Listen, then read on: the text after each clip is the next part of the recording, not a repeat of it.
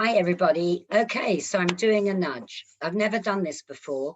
I've recorded videos before, but I've never done a nudge where I've tried to record it straight to Zoom, because then I don't have to go through all the faff of trying to upload to YouTube and then convert things and send links, etc. Anyway, enough of the technical thing that I could normally get stuck on and not even have an attempt to do this. It really has come to me today that I want to say a few things about our mental health. I expect loads of you, or most of you, will have known that last week it was Mental Health Awareness Week in the UK. In fact, it's Mental Health Awareness Month in the US. And I have had so many thoughts about this. And because of all those thoughts, it's taken me a long time to come up with this.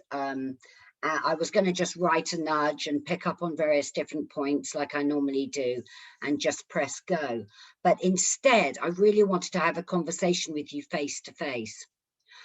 What I'm seeing more and more with this whole mental health debate is that we keep hearing there's going to be a mental health pandemic on the back of the physical pandemic that we've experienced. And I should say a disclaimer before I say anything else. I am really aware that everyone, all of us, has gone through a really tricky time this last year and a half. I don't believe any of us could have imagined we would ever go through something like this. And therefore, anything I say that's going to come out of my mouth, I haven't prepared for this. I haven't written any notes.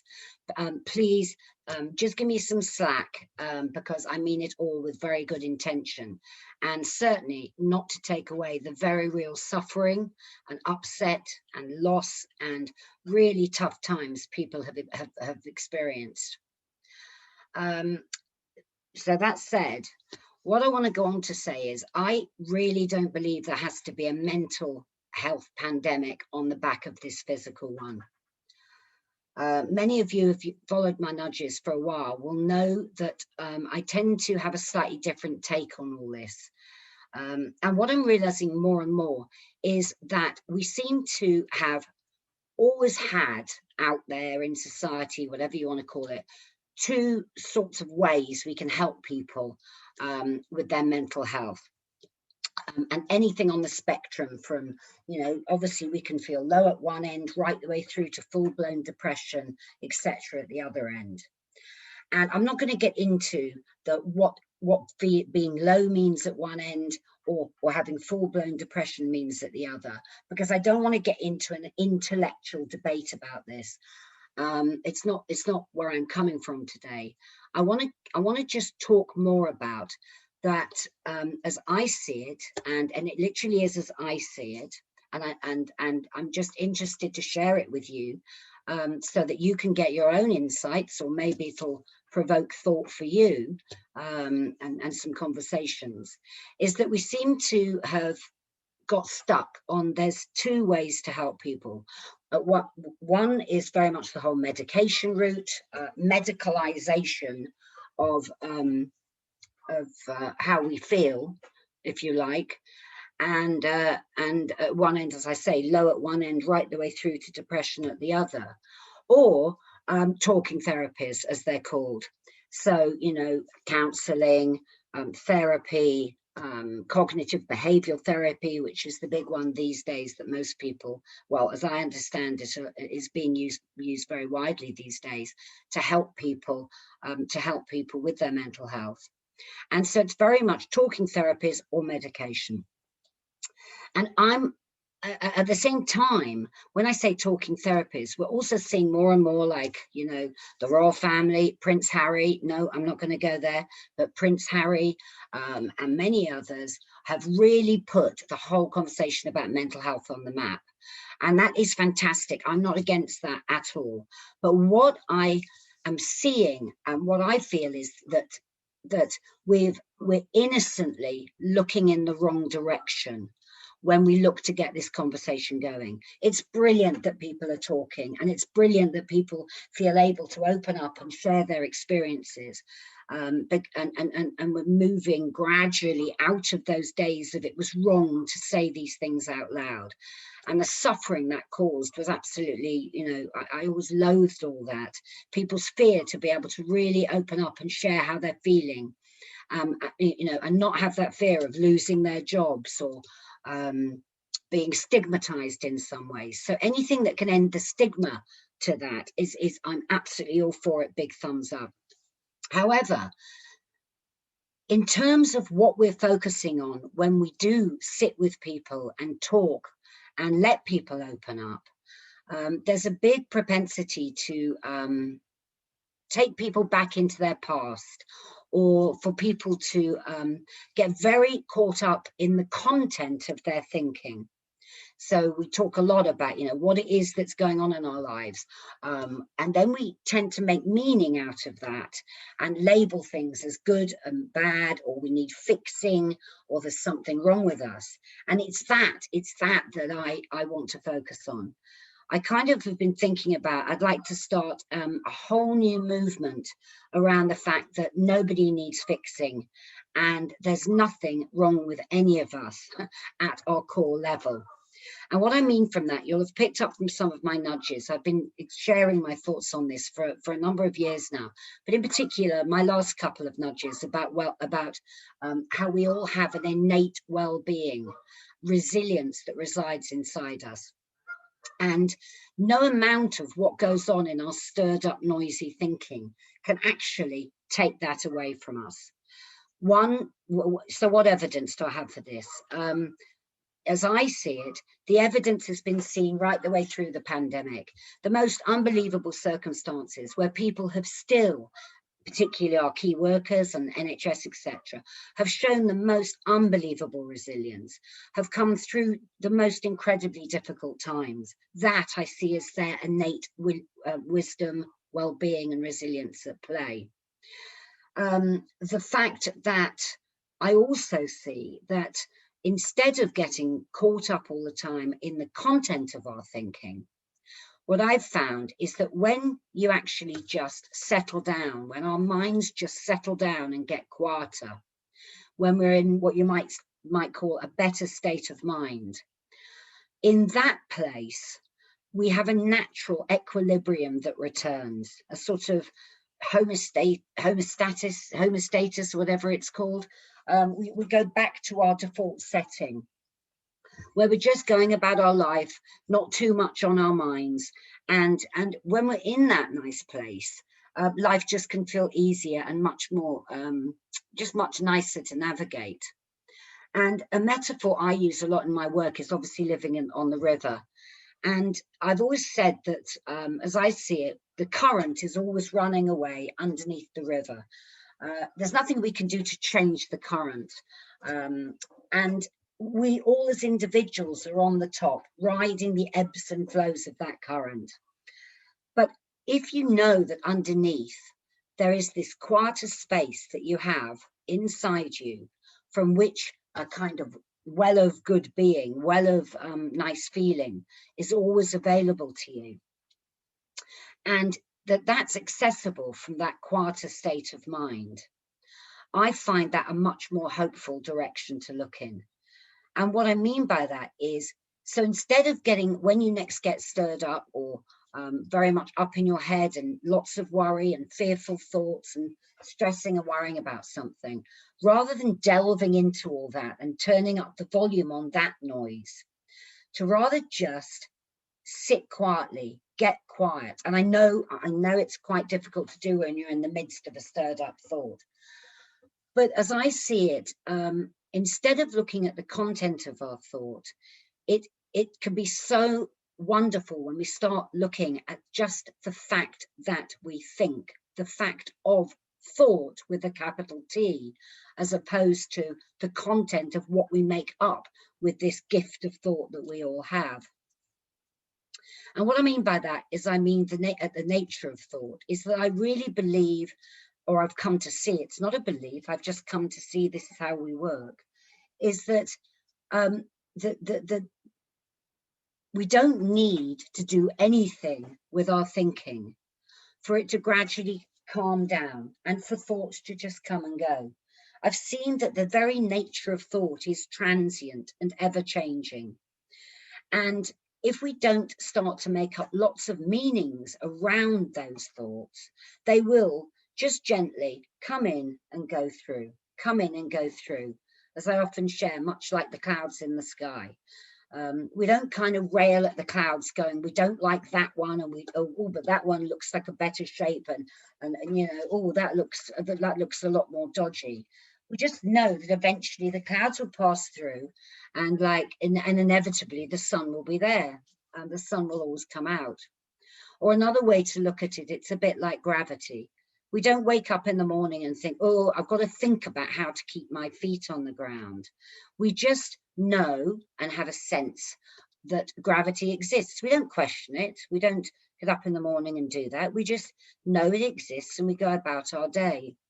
And I'm really suggesting more and more in my work, and have been for many years now, that's the nature of thought works the same way. So yes, we have the capacity for thought, about the capacity for thought, which can be great, but at the same time, it can also be very troubling. But if we let it do its thing, if we just look to the capacity of thought and see at the same time that we have this natural well-being inside of us, that's always working away for us beyond any of our thoughts that we can make up meanings about, then I've found that life really does get a lot easier to live. Another way I often share in my work about this is it's a bit like a movie, okay? We're permanently running movies in our heads. And I know I, for one, used to really believe those movies were real. I'd get so fixated on something, and then, I get fixated on one thing, and that would lead to another thought about it and another thought about it. And before I knew, I'd be looping round and round in my head. And that's when it can be so hard to make decisions or know what best to do. But instead of doing all that looping and taking all our thoughts so seriously, these days, I really have begun to see thought for what it is. And because I can now see the transient nature and ever-changing nature of thought, I take it far, far less seriously. Now, coupled with that, I also see that we have this innate well-being.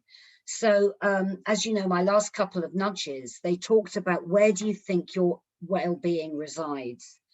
And a number of people who responded said that that your well-being resides inside. And one person said, well, it has to, because if it doesn't, it feels too unstable. And for me, that's the very, very nub of all this.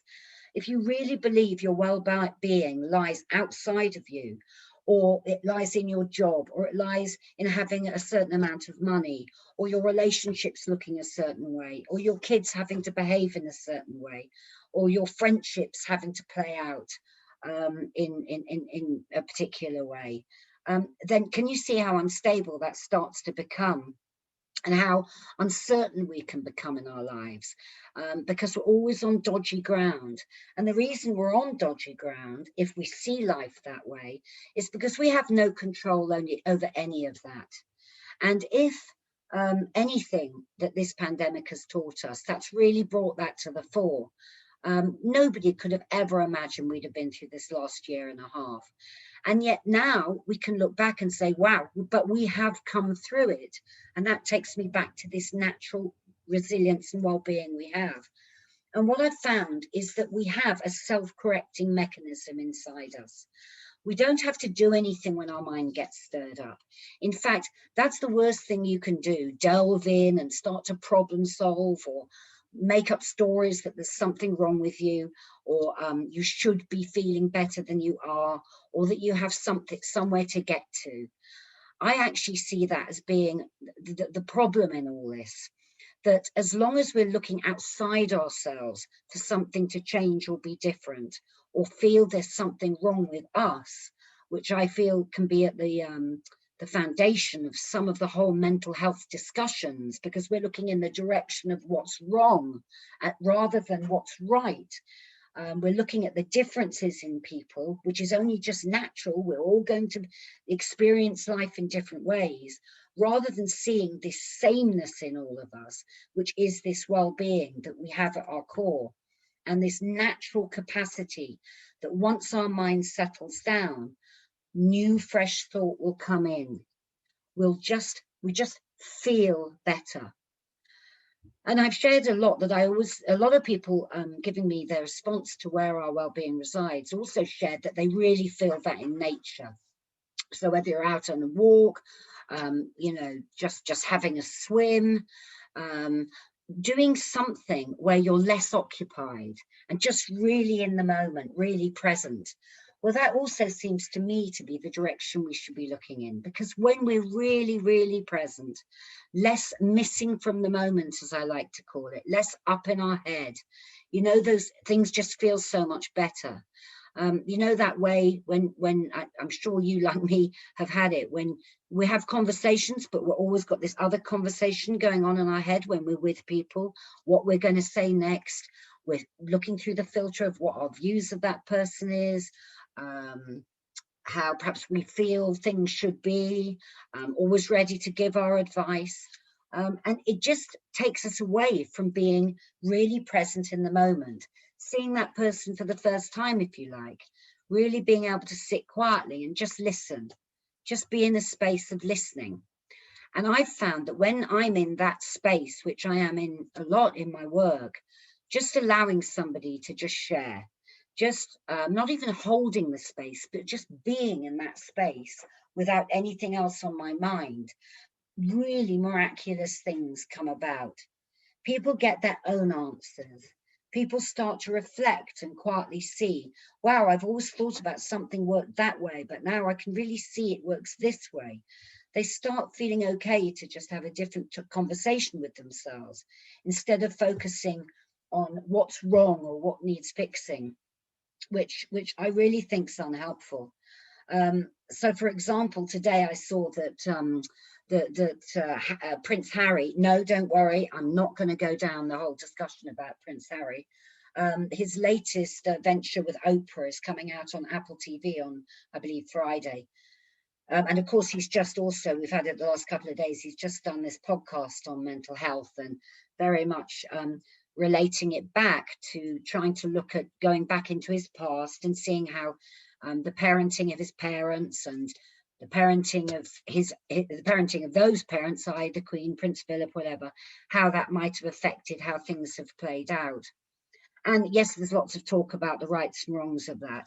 But as I see it, yeah, he's innocently doing that. He, like many people, still think that's the direction to look in, to delve back into our past, to find out what we were doing at a certain point and what we think made us who we are today. And yes, of course, that helps shape who we are. But in this moment, it's a brand new moment. We're no longer in that space. Yes, we can remember it through a memory. And as we remember it through a memory, you could get a flood of thoughts. And as I discuss in all my work, on the back of a flood of thoughts becomes a flood of feelings. We can be back or triggered in a moment, in a heartbeat. But that actual incident that might have happened 10, 20, 30 years ago isn't happening now. It's over, it's gone. It just exists as a memory in time. And so my feeling about the direction that Oprah's going with her new Apple TV show, and Harry's innocently doing by saying, yes, we must talk more and be open and go back into our pasts and very much see that as shaping who we are. Well, great, if it helps you, do it. But I've come to see that so often people don't find it helpful to go back over and over and over again hurtful times. In fact, they can get very stuck and triggered in that, as opposed to seeing that there's a whole space, brand new, fresh space available in them at any one time. And if they get quiet enough to sit in that space for a while, any thoughts or feelings or movies we run in our head start to take on a different feeling. So as I shared with the client once, and it was so interesting because she got it in a heartbeat, that she had a particular issue she had. Let's just call it, she had an issue with, Jack, off the top of my head. And this person was really upsetting her and taking up a lot of her bandwidth. And she was really, really fed up about this person, and getting very, very low about what she saw as his treatment about her, and that she didn't feel that he ever appreciated her enough. Anyway, there was a whole story that she described to me. And as we got quieter in our conversation and started reflecting on some of the things I'm sharing with you, what she started to see is that, yeah, she was running a movie in her head. And suddenly she said to me, wow, I'm just running a Jack movie, my Jack movie. But actually, I can run any movie. And it was such a brilliant insight and a realization in that moment. Because, of course, if we go into the cinema to watch a film, for all you people probably are desperate to get back into the cinema. But if we go to the cinema and watch let's say, a horror movie, and we don't like it, we don't necessarily have to sit there and force our way through it. We can just walk out. And what I've come to see is that's exactly what we can do with the movies we run on our head. We don't have to think that movie, or as I say, we don't have to think that thought with a capital T. We can always think another thought. We can always think again, get a different perspective. Just get quiet enough and look and see how, not even anything to do or work at, which is obviously very much what a lot of the talking therapists do. Great that we've got thought recognition. We recognize the role of our thoughts and how they make us feel, but not so great because it's still all about, now we've got to do something with those thoughts. And I'll end in a minute because I don't want to take up too much of your time. And in fact, I'm not even sure how long I've been now. So, but it all comes back to me to just getting in touch with that quieter space in you. And that, in a sense, is what some of the other therapists that are around, or therapists, if you want to call them, useful things, are doing. Meditation and mindfulness. They've been huge in recent years. But the thing I see that they've got in common with what I'm talking about is it's all about helping us to get quieter. And if meditation and mindfulness works for you, that's absolutely great. I'm not great at it myself. But if it works for you, wonderful. For me, taking a walk, just the knowing that if I sit and get quieter for a moment, my mind will settle down. Better, fresh thought will eventually come through, and I'll be back on solid ground. And because I see this solid ground as being that never-ending current of well-being and resilience and innate wisdom we've got going for us underneath any of our noisy personal thoughts, life really does start to take on a much kinder, easier way of being. I'm trying to think if there's anything else I want to say before I sign off. I think I just want to bring it back. So this idea that I'd love to see a whole new movement, that there's nothing wrong with you. There's nothing you need to do to change yourself. There's nowhere you have to get to. This place in you already exists. And I'd love it if you just play with the idea, instead of getting caught up in the weeds of your thinking next time you're feeling stirred up, to rather just look in that direction of your innate well-being, that quieter space that's accessible to all of us, and just see what changes for you. Just see what comes up, see what happens. Anyway, I hope to be sharing a lot more on this, but I'd love to get your feedback on everything or anything I've said about this, but particularly this idea that we can all take our thoughts less seriously. That thought with a capital T is actually very neutral as it comes in. It's only us, we're the thinkers, that make up all the meanings that we attach to that thought. And instead of getting caught up in that, just to innocently see that's what we've done to date, that's what we've always done. But take a fresh look at this.